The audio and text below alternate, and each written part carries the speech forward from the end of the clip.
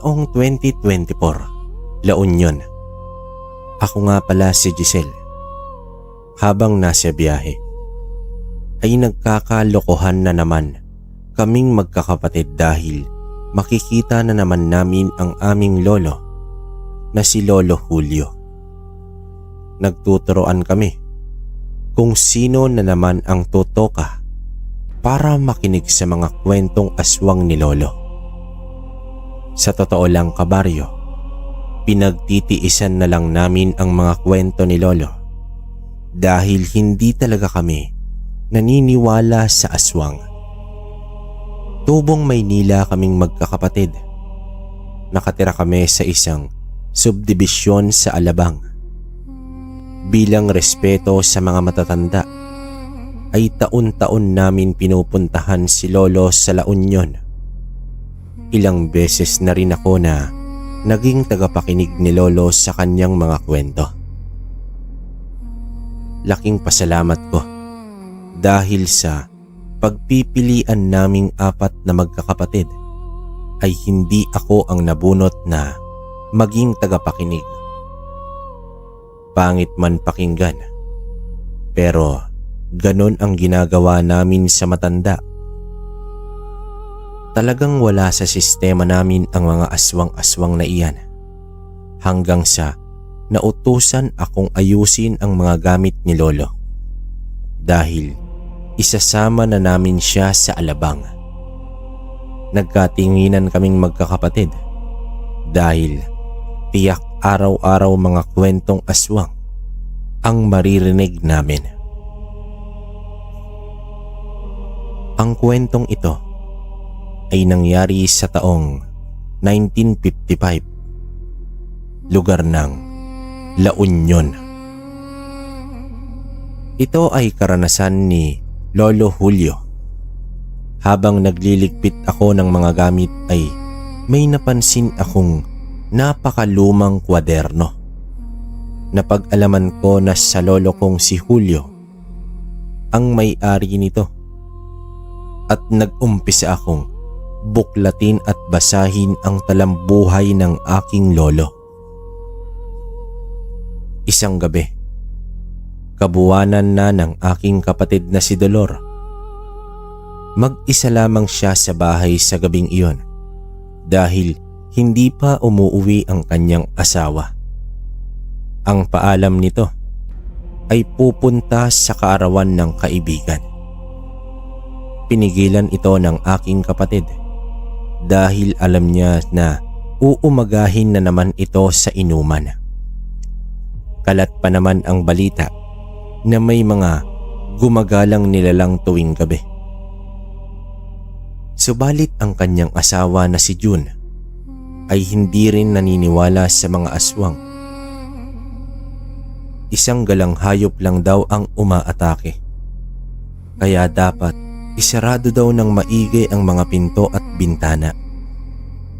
Gayunpaman, tumuloy pa rin si June at naiwang mag-isa ang asawa nito. Sumapit ang alauna ng madaling araw. Nagising si Dolor dahil labis siyang naiinitan. Bumangon siya upang uminom ng tubig. Kumuha na rin siya ng pamaypay. Lumapit siya sa bintana upang buksan para makapasok ang hangin. Sa kanyang pagbukas ay may kung anong muka ang bumungad sa kanya. Sa gulat ni Dolor ay nabitawan niya ang bintana at muli itong sumara. Ang aswang na ang nag-angat sa bintana, kaya lang hindi ito makapasok dahil sa malapad na pakpak nito. Nagsisisigaw si Dolor, humihingi ng saklolo pero tila walang nakakarinig. Sa pagkataranta ni Dolor ay ang panungkit ng prutas ang nakuha niya. May talim ito na pakurba. Pinakiramdaman ng babaeng buntis ang bawat kaluskos na ginagawa ng nilalang. Pumaikot-ikot ito sa paligid ng bahay. Hanggang sa tumigil ito sa may bintana ng kwarto. Kaya marahang pumasok sa kwarto si Dolor at tumambad sa kanya ang nilalang na pilit ipinapasok ang sarili sa bintana.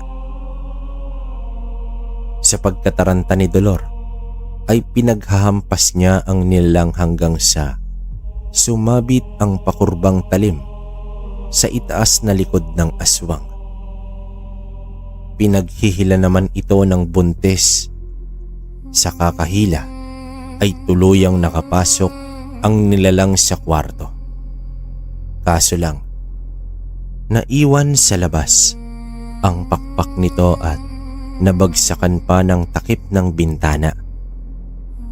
Kaya wala nang nagawa ang nilalang kundi ang pumiglas.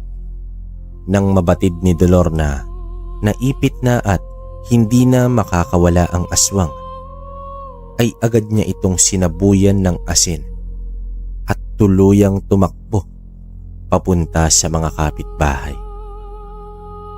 Nabulabog ang mga tao sa sinabi ni Dolor, kaya kumuha ito ng sulo at mga itak. Agad sumugod ang mga ito sa bahay ng mag-asawa at kitang-kita nga nila ang nilalang na pilit iniaalis ang sarili sa pagkakabara nito sa bintana. Pinagtataga ng mga tao ang nilalang. Ang iba ay nagpunta sa likod upang putulin ang mga pakpak nito. Animoy, napakalaking paniki ang bumara sa bintana. Isa lamang ang tagpong iyon na nararanasan ng mga taga-baryo. Bilang kapatid at residente, nababahala na rin ako sa sunod-sunod na pag-atake ng nilalang. Laking pasalamat ko na lang dahil nakaligtas ang kapatid ko at pati ang bata sa kanyang sinapupunan. May ginanap na pagpupulong ang aming kabesa tungkol ito sa pagsugpo ng mga aswang. Sa mismong araw na iyon ay pinatupad agad ang mga napag-usapang gaya ng paglagay ng mga bakanteng lata sa bawat bahay na nakatali sa PC at ikonekta ito sa katabing bahay at patutunugin ito kapag may umatake na naman. Bawat pamilya ay gumawa ng sibat na yari sa bagakay at ang asin na napakamabisang panlaban sa nilalang. Minsan isang araw, habang binabaybay ang daan pauwi, may isang matandang lalaki na nakasalubong ito. Bumati ako sa kanya at ganun din siya. Nang makalagpas ay nagsalita ang matanda ng, "Hanapin mo siya. Makakatulong siya sa mga nangyayari." Wika dito ng matanda. Natigilan ako at bigla akong lumingon. Ngunit wala namang tao akong nasilayan. Kaya nagpatuloy ako sa paglalakad papunta sa aming bahay. Ako nga pala si Julio, tubong La Union, at isa ako sa mga tumutugis ng mga nilalang. Mga nilalang na labis ng perwisyo ang ibinibigay sa amin. Isa lamang akong simpleng mamamayan, subalit tangan ko ang mutya ng niyog na walang mata. Ito ay may pangkalahatang tagaliwas. Pinakatangan nito ay maililigtas ka sa bala at patalip. Sa pananatili ko sa bahay, napaisip ako sa sinabi ng matanda. Pero maaari din na malikmata lamang ako. Pero randam at nakikita ko talaga na nagkasalubong kami. At sino kaya ang sinasabi niyang makakatulong sa problema namin? Matapos ang tanghalian, dinayo ko ang mga kakilalang antingero at inilahad ko sa kanila ang sinabi ng matanda. Lahat sila walang ideya sa sinasabi ko, maliban sa kaibigan kong mangkukulam. Oo, tama kayo. May kaibigan akong mangkukulam. Pero taliwas na sa kaliwa ang ginagawa niya. Nasa panig na siya ng kanan. At dahil dyan sa taong sinasabi ko, ayon sa kanya, isang napakalakas na ermitanyo ang tinutukoy ng matandang nakasalubong ko. Hindi ito basta-bastang nagpapakita. Kung hindi daw siya sumuko noon, ay baka matagal na siyang patay sa kamay ng ermitanyong si Piping Marasigan. Walang eksaktong lugar kung saan namamahay ang ermitanyong ito, pero may isang bahagi sa bundok na posibleng baka naroon ang ermitanyo. Matapos ang usapan, ay umuwi na ako ng bahay at pinag-iisipan ko ang sinabi ng mangkukulam. Sa pagkakaalam ko, pugad ng mga maligno ang bundok na sinasabi ng mangkukulam na si Tandang Ursula. At isa pa sa pinagtatakahan ko, bakit gano'n na lang karami ang mga manananggal sa aming lugar? Halos gabi-gabi umaatake ito. May mga napapatay pero may pumapalit naman agad. Bago gumabi ay binalikan ko ang mga kaibigang antingero upang yayain na hahanapin namin ang ermitanyo. Subalit noong nalaman nila na sa bundok ng maligno ako pupunta, ay umatras na ang mga ito. Labis akong nadismaya dahil naturingan pa naman silang antingero at hindi daw sila naniniwala na may ermitanyo sa aming lugar. Dahil kung meron, di sana wala ng mga aswang na umaatake. Julio, magpapakamatay ka sa taong inahanap mo na hindi mo naman alam kung totoong umiiral, sabi ng isang antingero. Mas mabuting mamatay na may ginagawa kaysa katulad ninyo na nakatunganga. Sambit ko sa kanila. Sa gabing mismong iyon ay inihanda ko ang mga kailangan sa aking paglalakbay. At kinaumagahan, hindi pa sumisikat ang haring araw, ay lumakad na ako. Ngunit sumunod sa akin si Celestino, ang alaga kong aso. Pilit ko siyang pinapabalik ngunit ayaw niya talaga. Napakadelikado sa pupuntahan kong lugar, ngunit ayaw niya talagang magpaiwan. Sige, kapag kinain ka ng mga maligno, hindi ko na kasalanan yan. Bahala kang aso ka. Sambit ko pa rito.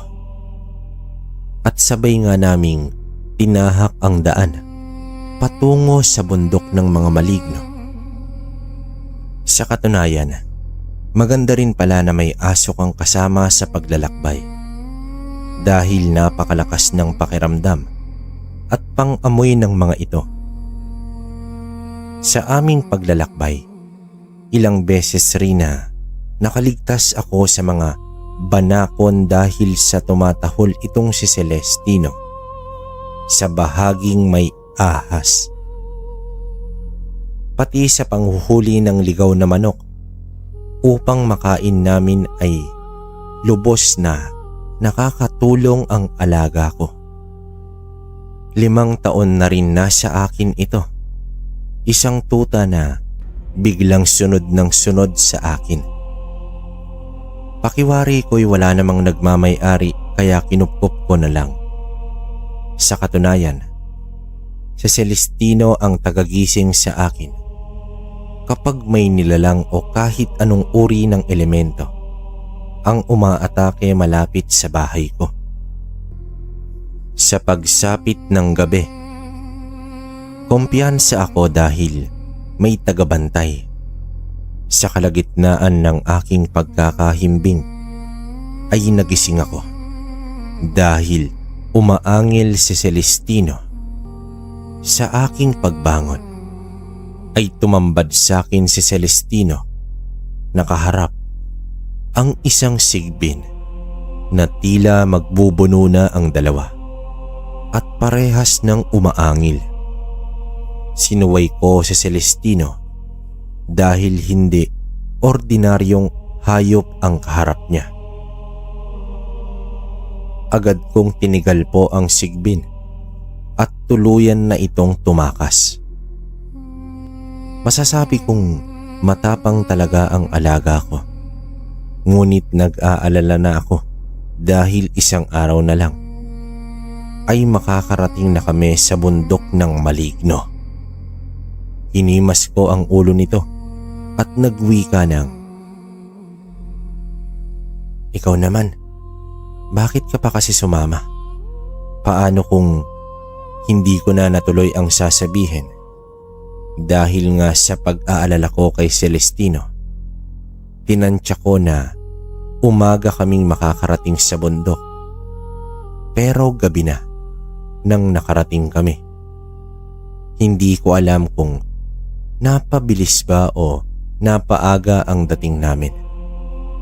Nilagyan kasi ng pagkakakilanlan ang bungad ng bundok na iyon.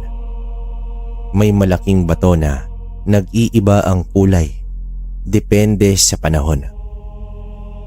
Kapag maaraw, nagiging matingkad na kulay itim. At sa gabi, nagiging matingkad na kulay puti. Hindi ko alam kung papaano hanapin si Piping sa lugar ng maligno. Kaya marahan siyang naglakad. Wala pa namang kakaibang reaksyon si Celestino. Makalipas ang ilang minuto, biglang umangil ang aso. Nasipat ko na din ang paggalaw ng mga halaman. Ibig sabihin, may nilalang sa paligid namin. Makalipas ang ilang sandali, biglang umangil si Celestino. Mula sa lupa ay may umahon na isang nilalang. Isang halimaw na sa unang pagkakataon ko pa yun nakita. Mas matangkad pa sa normal na tao. Ang katawan ay tila may mga ugat ng puno.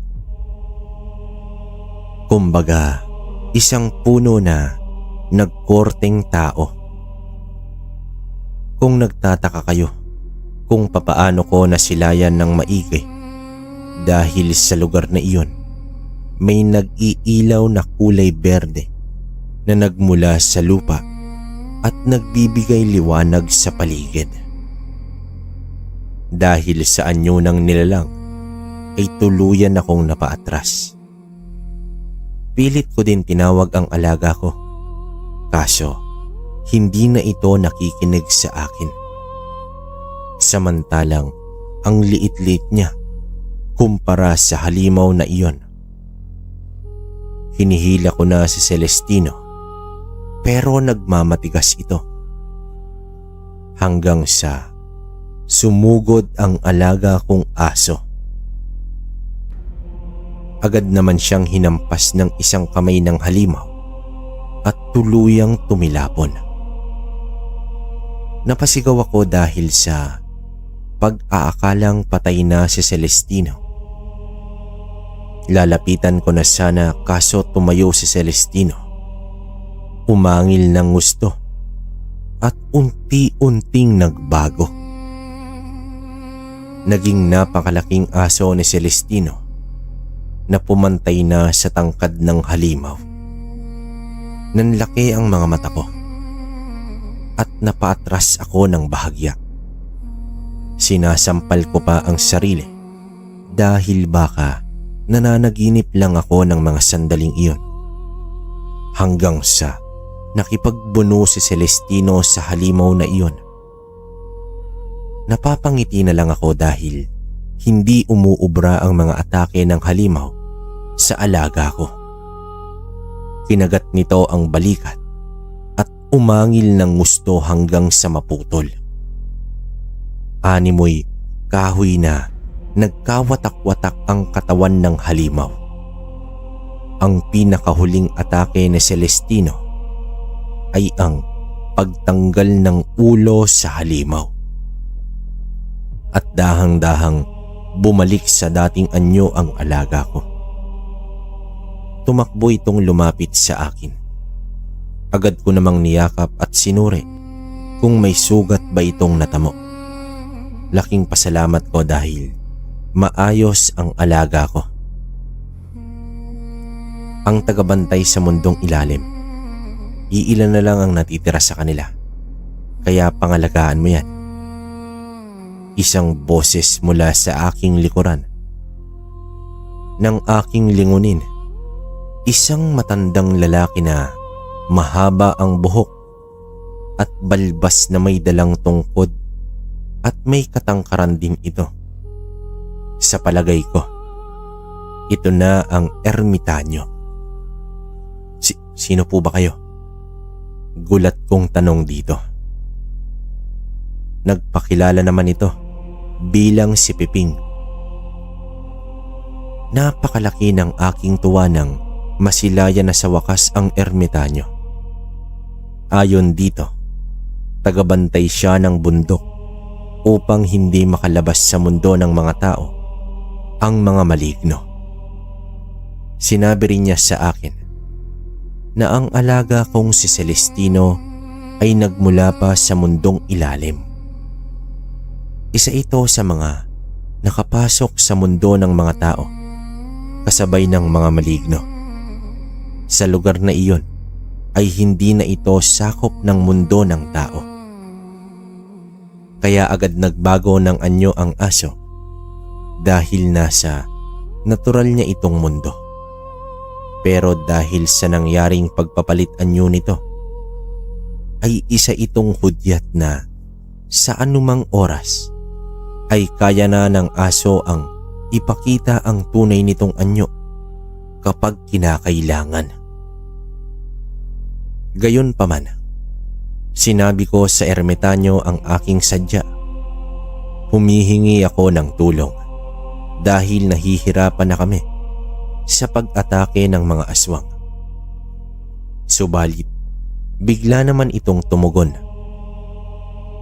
Hindi sakop ng mundong ito ang mga aswang. Natural yan, nasa mundo ng mga tao. Kasama nyo sila sa pang-araw-araw. Kaya nga may mga antingero upang maging katapat ng mga aswang na tao rin mismo ang may likha. Wika dito ng matanda. Nagulat ako sa sinabi ng ermitanyo. Tao ang may likha ng aswang? Ayon sa ermitanyo, dahil sa labis-labis na kalupitan, pang-aabuso, pagpapahirap, takot, lungkot, miserable, kawalan ng pag-asa at pagbitiw sa paniniwala sa may kapal ang naging rason kung bakit nabuo ang isang nilalang upang tumayo at ipaglaban ang sarili. Isang malupit at nakakatakot na nilalang ang umiiral sa mundo. Sa tulong na rin ng dyablo, pinakalat nito ang mga kakaibang nilalang sa paglipas ng panahon ay nagkaroon ng iba't ibang uri.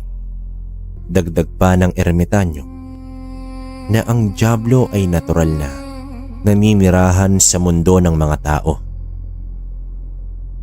Pero Minsan ka na rin na nakipaglaban sa isang mangkukulam. Wika ko dito. Ayon naman sa ermitanyo, bilang tao, may responsibilidad din siya na pangalagaan ang kaligtasan ng kapwa-tao. Kaya noon isa siyang berdugo ng mga nilalang ng dilim, hanggang sa maatasan siya na maging tagabantay sa isa lang sa napakaraming lagusan ng mundong ibabaw at mundong ilalim.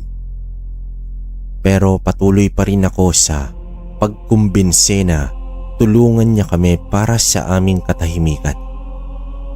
Ngunit natawa lamang ang ermitanyo sa sinasabi kong katahimikan. Dahil ayon sa kanya, kahit kailan ay hindi matatahimik ang mundo ng mga tao. Sa kadahilan ng tao rin mismo ang may gawa ng gulo. Ang mga aswang ay tila palamuti lamang sa totoong kaguluhan na likha ng mga tao. Subalit, may hinihinging kapalit ang ermitanyo kung nais ko ba talagang tulungan niya kami. Ang kapalit sa tulong ng ermitanyo ay ang ibalik ko si Celestino sa mundong ilalim kung saan ito nararapat. Isang desisyon na napakahirap sa akin. Dahil sa loob ng 5 taon ay tanging si Celestino lamang ang kasama ko. Iyan ang sinasabi ko sa iyo. Ang ugaling makasarili ng tao ay nagdudulot ng kaguluhan. Mas iniisip ang sariling kapakanan kaysa karamihan. Wika sa akin ng ermitanyo. Natigilan ako sa sinabi ng ermitanyo. May punto ito. At sa bagay, hindi naman pala tagamundo itong si Celestino. Kaya pumayag ako sa alok ng ermitanyo. Sa aking pagpayag ay inilapat ng matanda ang kanyang tungkod sa lupa at sa gulat ko, sa isang iglap lang, nasa loob na kami ng aking bahay. Agad din na nagpunta si Celestino sa kanyang higaan at nagpa-ikot-ikot pa ito na tila ba nananabik siyang makabalik doon. Lumabas ng bahay ang ermitanyo at doon ko lang nalaman na umaga na pala. Maaari mo ba akong ipagtimpla ng kape? Matagal na rin ang panahon nang huli akong uminom ng kape na gawa ng tao. Sambit ng matanda bago tuluyang lumabas. Agad naman akong nagtimpla ng 2 kape para sa amin. Nang makapagtimpla na ako, lumabas na ako ng bahay at nakita ko na nakaupo ang matanda sa ilalim ng puno. Kaya lang, papaano nagkaroon doon ng upuan? Wala naman yan dati. Hindi ko na lang tinanong ang matanda kung papaano nagkaroon doon ng upuan. Kasi alam ko naman na siya rin ang may gawa noon. Nagpatuloy ang aming usapan hanggang sa nauwi na sa pangangamusta niya sa mundong matagal niya nang hindi na bisita. Tinanong ko ang ermitanyo kung ilang taon na ba siya, subalit tumawa lamang siya at hindi ito sumagot. Batid ko na ayaw niyang aminin ang totoong edad niya. Kaya naman nagtanong na lang ako tungkol sa kanyang pagiging berdugo. Ayon sa ermitanyo, 5 mutya ang hawak niya noon. Ang batoomo, ngipin ng kalabaw, pangil ng kidlat, mutya ng ipo-ipo at ang sinukuan. Lahat ng iyon ay natunaw at sumanib sa kanyang katawan nang mabasbasan siya ng anghel. Simula noon, naging tagatugis siya ng mga aswang, mangkukulam, mambabarang at masasamang elemento sa norte. At naitanong ko rin sa kanya kung saan siya nahirapan ng lubos sa kanyang mga nakainkwentro. Ayon naman sa ermitanyo, ang gabunan ng maranhik at engkantong dagat ang nagpapahirap sa kanya noon, dahil wala naman siyang kakayahang makahinga sa tubig, kaya napakalaking balakid sa kanya iyon. Katakot-takot din ang mga halimaw na nasa kinaiilaliman ng dagat na hindi pa nadidiskubre ng tao. At ang gabunan ng maranhik, sadyang napakahirap patayin ng isang nilalang na ito, dahil kasalukuyan na itong patay. Dahil hindi ito nakakaramdam ng sakit bukod sa napakalakas nito sa pisikal na larangan.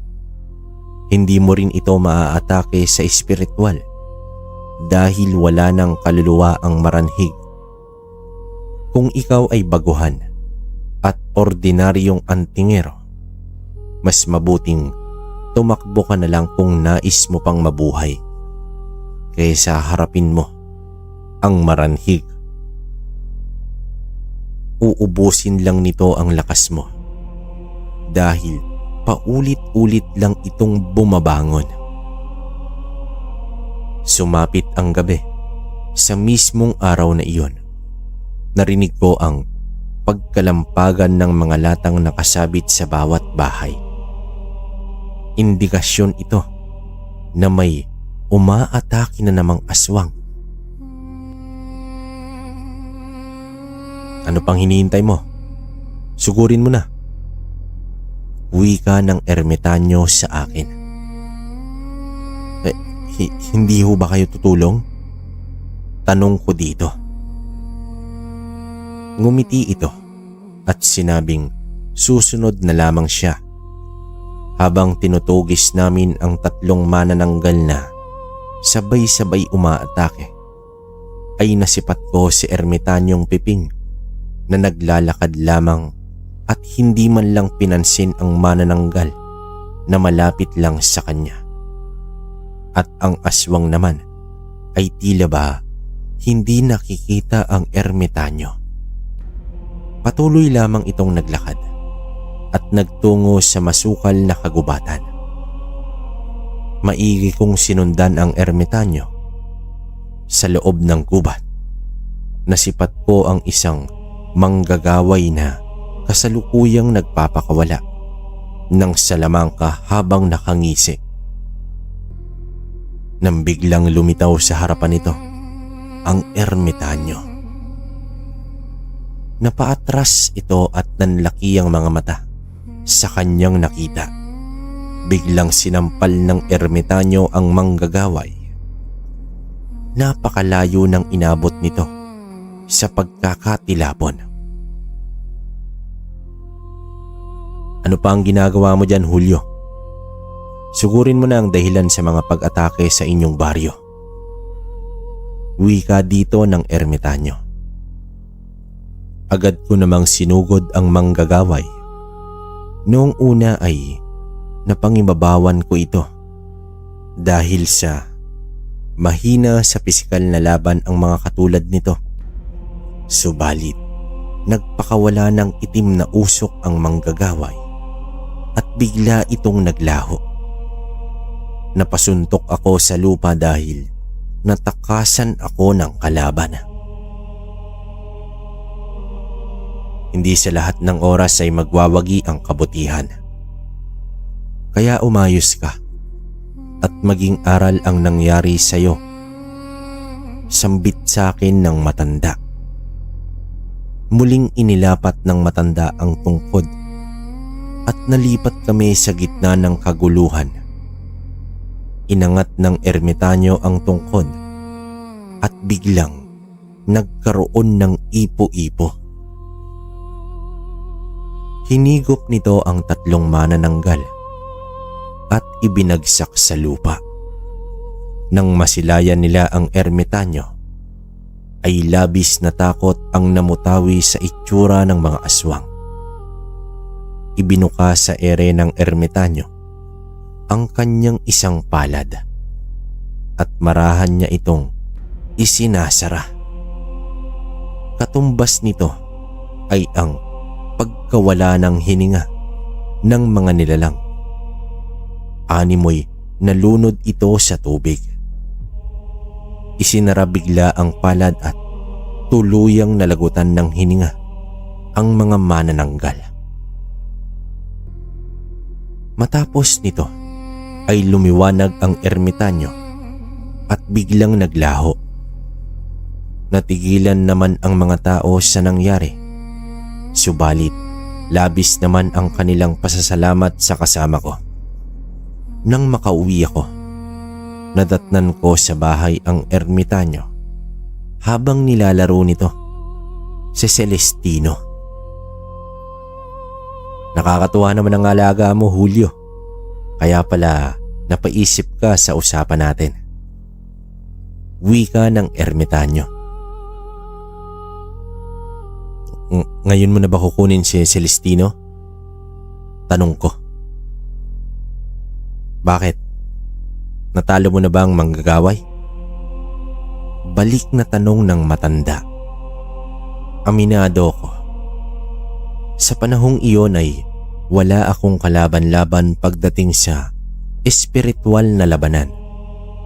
Purong pisikal na kabal at lakas ang aking maipagmamalaki. Subalit, tumalikod lamang ang ermitanyo at magpapahinga na raw siya. Pagkagising ko sa umaga, wala na sa higaan ang matanda, pati ang alaga ko. Nagmadali akong lumabas. Nasa ilalim lang ng puno pala sila.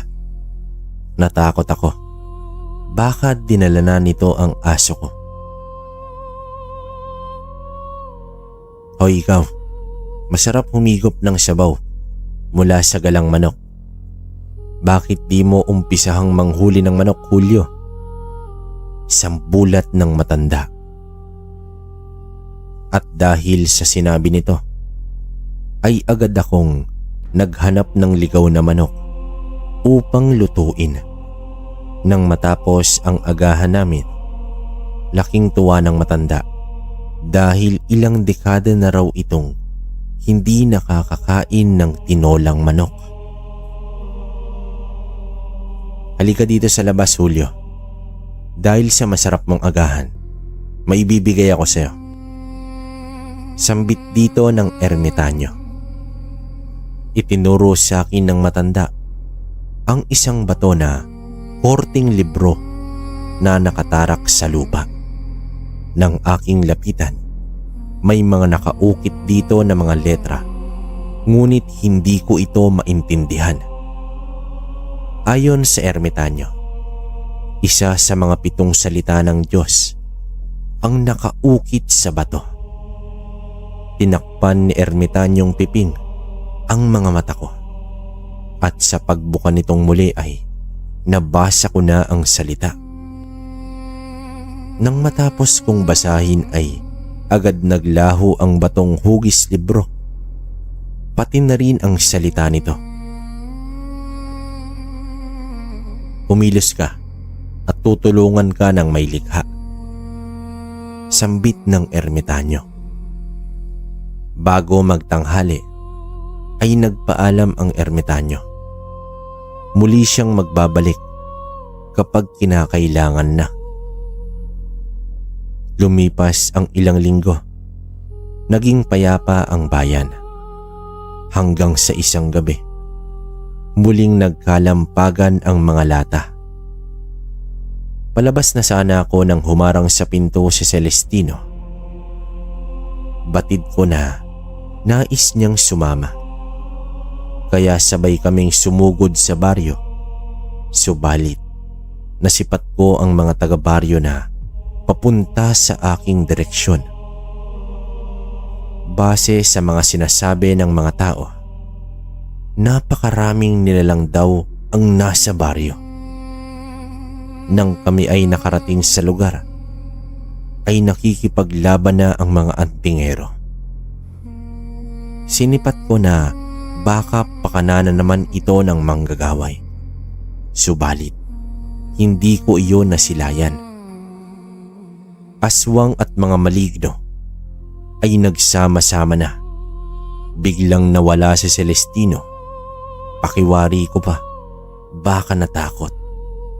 Kaya sumugod na din ako, kasama ang iba pang antingero. 4 kami, laban sa kulang-kulang kalahating daan na mga nilalang. Umiral ang labanan sa pagitan ng mga tao kontra aswang at maligno. Hanggang sa napuruhan ang isa sa amin. Nagmadali naman ako na hilahin ang kasamahang napuruhan ang mga paa. Ayon dito, kaya pa niyang magpakawala ng tigalpo. Kaya isinandal ko siya sa haligay ng bahay at muling sinugod ang mga nilalang. Sa dami ng mga kalaban ay isa-isa kaming bumagsak habang wala pa sa kalahati ang naitumba namin. Nang kami ay nakadapa sa lupa, sabay naman sumugod ang mga nilalang. Nang biglang tumilapon ang mga ito, nang banggain sila ng dambuhalang aso. Walang panama ang mga nilalang sa mga kalmot at kagat ng alaga ko. Bumangon na rin kami at tuluyang nakipaglaban. Nagwagi kami sa labanan sa tulong ng aking alagang si Celestino. Nagulat ang mga kasamahan kong antingero sa muling pagbabalik anyo ng aking alaga bilang isang ordinaryong aso. Nagtagumpay man kami sa sandaling iyon. Ang pagsulpot ng mga nilalang ay isang pagsugod. Ibig sabihin, may namumuno sa kanila at malakas ang aking kutob na walang iba kundi ang manggagaway. Ang may kagagawan nito base sa aking pananaliksik sa manggagaway sa taong 1891. Ang angkan nito ay sinunog ng mga taga-baryo dahil sa pagiging mangkukulam. At makalipas ang ilang dekada, muli itong nagbabalik upang ipaghigante ang kanyang lahi. Sumapit ang kabilugan ng buwan. Napakalaki at napakaliwanag nito. Biglang nag-iba ang pakiramdam ko sa gabing iyon. Napaka maalinsangan at hindi ako makatulog. Kaya lumabas ako at nagpunta sa ilalim ng puno. Kaso, wala na doon ang upuan. Kaya bumalik ako ng bahay upang kumuha ng silya. Subalit nasipat ko sa silong ng bahay ang mga tiyanak na gumagapang. Nasa 6 ang bilang nito. Napaatras ako at inihanda ang sarili. Isa-isang nagsitayuan ang mga tiyanak at patakbong sumugod sa akin. Isa-isa ko din silang sinalubong ng aking mga suntok. Nasipat ko ang palakol na nakatarak sa putol na katawan ng puno. Dali ko itong kinuha at ginamit sa pagpaslang ko sa mga tiyanak. Habang nakikipaglaban ako, ay lumabas ng bahay si Celestino at nagpalit ng anyo. Tumakbo ito patungo sa baryo. Ibig sabihin ay may kaguluhan sa baryo. Pinagtataga ko naman ang mga tiyanak. Ilang minuto rin akong nakipagbuno sa mga impaktong yon. Agad din akong sumunod kay Celestino. Bumungad sa akin ng mga bangkay ng mga antingero at ang ilan pang mga taga-baryo. Habang pinagtutulungan ng mga kapre at tikbalang si Celestino, naging abala naman ako sa pagligtas sa aking kapwa taga-baryo. Hanggang sa nasipat ko ang manggagaway na umuusal at nagsilabasan sa ilalim ng lupa ang mga maligno at iba pang impakto.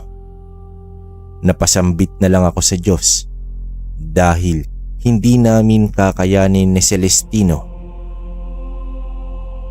Tila hindi nauubos ang mga nilalang na ito. Dumagdag pa ang mga aswang lipad.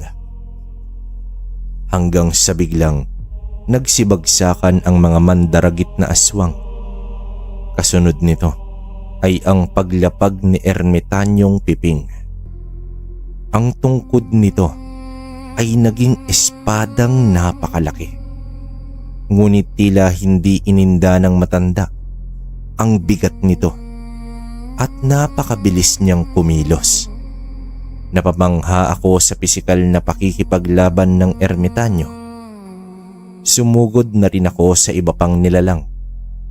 Sabay kaming tatlo na nakikipaglaban sa mga demonyong alipores ng manggagaway.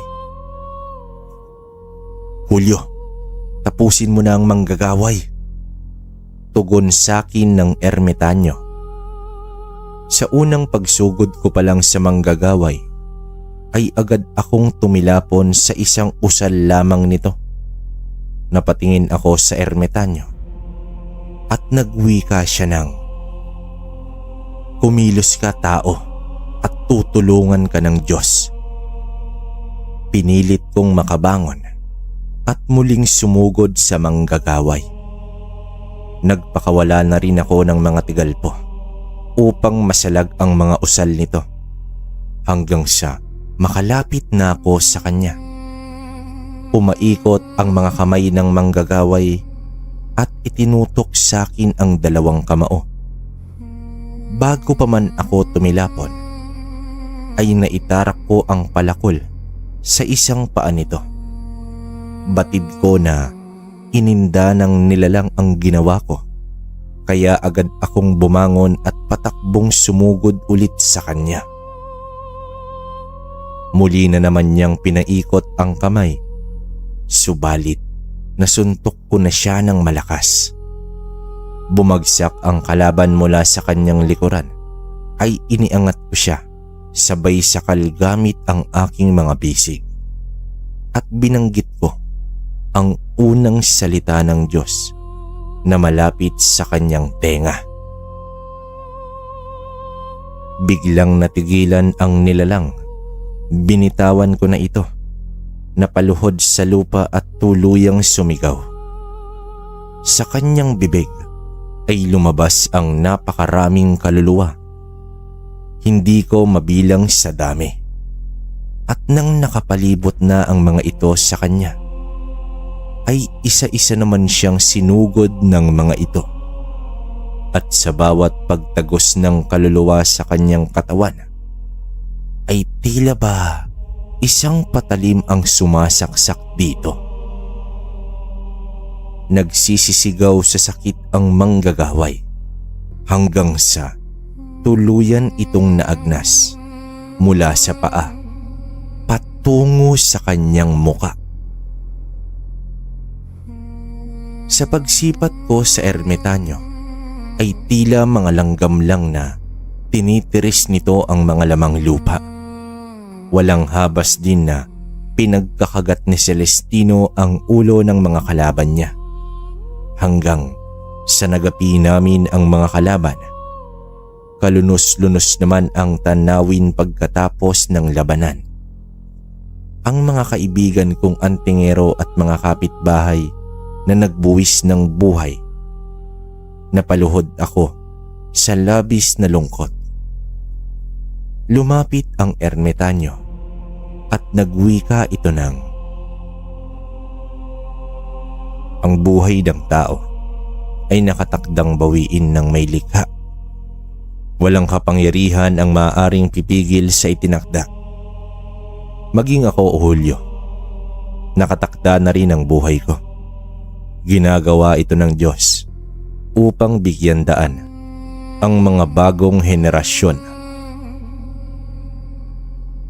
Lumakad ang ermitanyo at sumabay sa kanya si Celestino na nasa anyong lobo. Tumigil at tumingin sila sa akin.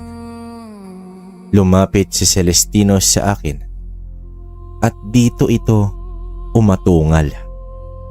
Inilapit ang kanyang muka sa akin. Ramdam ko ang kalungkutan ng aking alaga.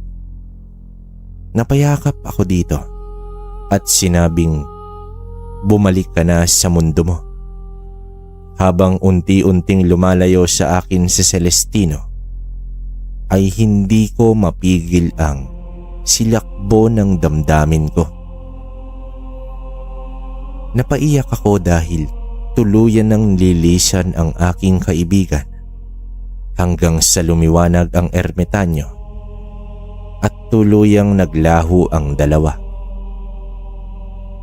Nagpatuloy ako sa buhay bilang antingero at lumipas ang ilang taon. Nakilala ko na ang babae sa aking buhay. Hindi ko mapigilan ang maluha sa aking pagbabasa sa talambuhay ni Lolo Julio. Mas matindi pa sa kwento ang naranasan ko. Para bang naging bahagi ako sa nakaraan ng aking lolo. Ngayon ko lang napagtanto na lahat pala ng mga kwento ng aking lolo ay totoo. Lumabas ako ng silid at umastang walang nangyari. Nang mapatingin ako sa aking lolo ay ngumiti ito. Parang may dumagan sa dibdib ko at agad tumulo ang aking luha. Nagkunwari pa akong pupunta sa banyo at maghihilamos ng muka habang patuloy sa pagluha ng aking mga mata. Sa ilang taon na niloloko namin si Lolo ay naging tapat siya sa amin. Napakalaki ng kasalanan ko sa aking lolo, kabaryo. Nang sumapit ang gabi, hindi ako mapakali. Pumunta ako sa kwarto ni Lolo. Nakaupo pa siya sa kama. Inangat niya ang dalawang kamay na inabot sa akin. Agad kong niyakap si Lolo at humingi ako dito ng tawad. Alam ko, Apo, kung mga aswang nga nararamdaman ko. Kayo pa kayang mga apo ko? Huwag mo nang isipin yon. Salamat at nabasa mo na. Mahinang wika ni Lolo Julio. Matagal na palang alam ni Lolo na pinagtitiisan lang namin siya. Katawan lang ang tumatanda, Apo ko. Pero ang puso ay hindi. Dagdag pa ni Lolo. Ipinanganak si Lolo noong 1929 at sa kaarawan niya sa taong ito ay niregaluhan ko siya ng tuta. Lo, alam ko kung ano ang ipapangalan mo sa tuta. Bulong ko sa aking lolo at nagtawanan kaming dalawa. Nagtinginan na lamang ang mga kapatid ko sa aming maglolo. Lo, may nakita po akong kwintas na hinubad ninyo. Ano po ba yun? Tanong ko kay Lolo Julio. Isang mutya. Mutya ng niyog na walang mata. Tugon ni Lolo. Kinuha niya ito sa kanyang bulsa at ibinigay sa akin.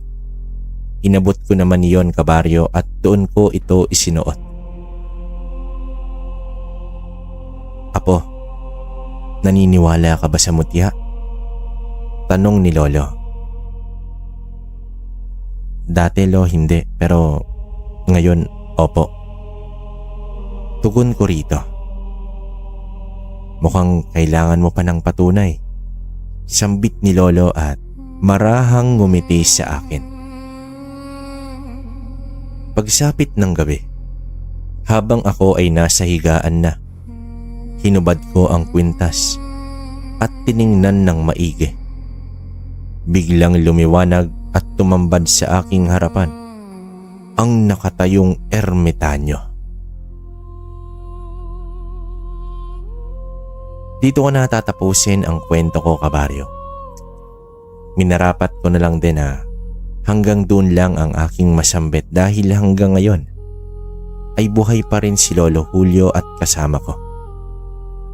Maraming salamat kung mababasa mo ito.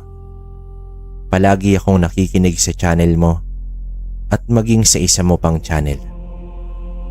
Naway magtagumpay ka sa gusto mong gawin, kabaryo. Ipagpatuloy mo lang. Andito kaming mga nakasuporta sa iyo. Wakas. Karamihan yata sa mga apo, kapag nagkikwento ang kanilang mga lolo tungkol sa nakaraan ay maigi tayong nakikinig at nagtatanong pa kung ano ang nangyari noon. Pero kapag umabot na sa mga kababalaghan ang kwento, ay nag-uumpisa na ang umay. Higit sa ating kaalaman ay ang karanasan ng mga taong nauna sa atin dito sa mundong ibabaw. Ang kasaysayan ay sinulat ng tao, pero hindi lahat ng pangyayari sa nakalipas ay naisusulat. Maswerte tayo na may pagkukunan pa tayo ng mga kwento sa nakaraan. Pahalagahan sana natin ang mga nakakatanda dahil kapag sila'y lumisan na, kasabay na rin malilimot ang mga karanasan nila na hindi nasusulat sa kasaysayan.